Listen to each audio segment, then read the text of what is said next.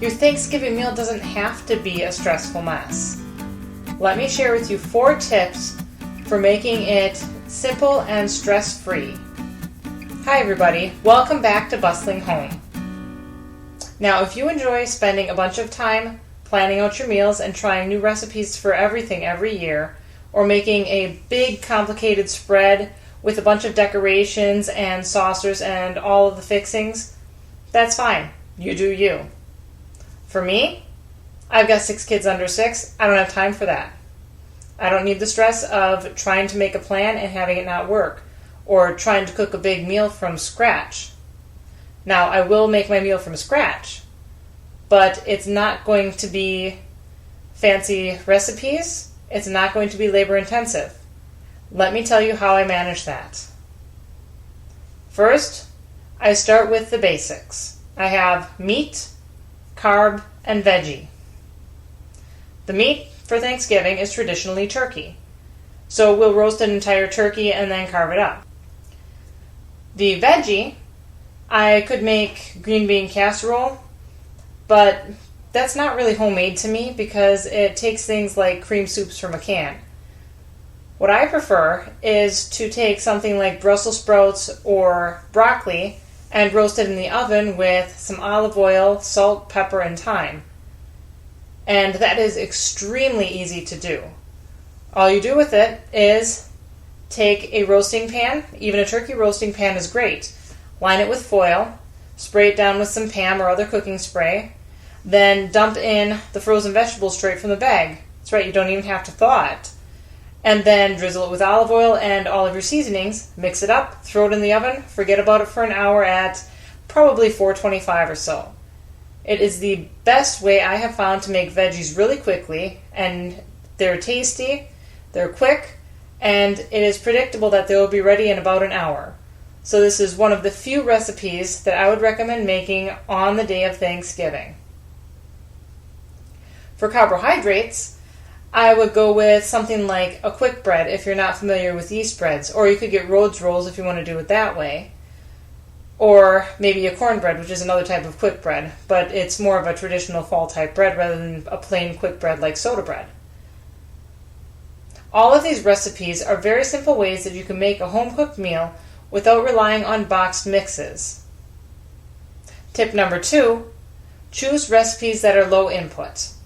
Like I mentioned with the roasted vegetables, you don't have to sit there and saute stuff on the stove or pay attention to it much. These things actually thrive on neglect. All you have to do is dump it in the pan and forget about it. If you really want to get fancy, you can throw in some sauteed onions or even some raw onions and let those roast with the vegetables.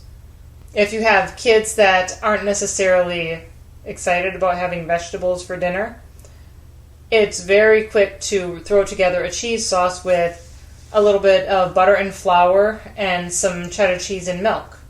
Anything is better with cheese sauce, right? Or if you can't have dairy, you can just drizzle some olive oil and balsamic vinegar on top of the veggies, or even make a balsamic glaze if you want something a little sweeter. There are endless options for sauces to put on vegetables that make them more palatable to those who are not quite excited about them.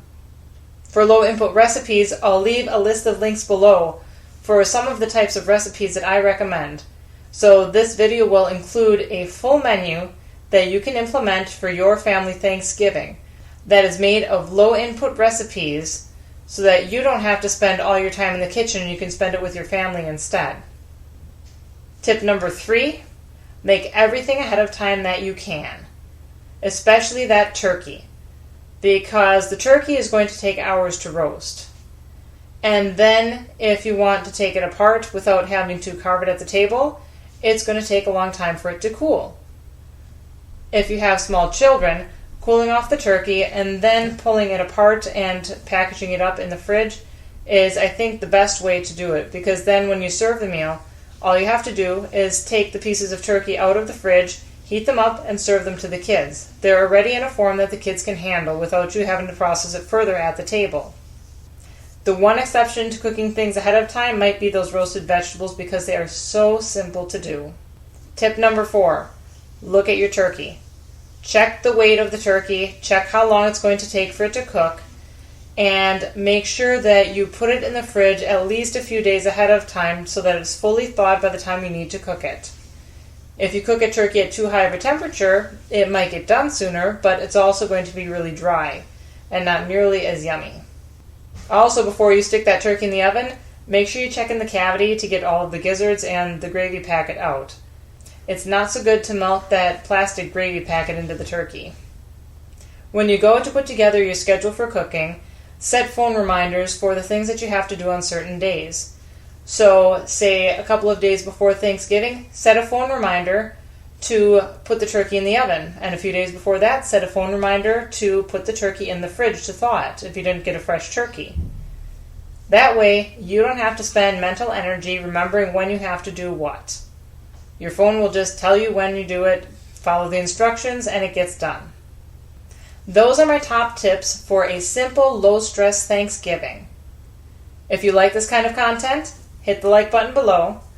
If you want to see more videos on homesteading, homeschooling, and home management, be sure to subscribe to Bustling Home. I'd love to have you stick around.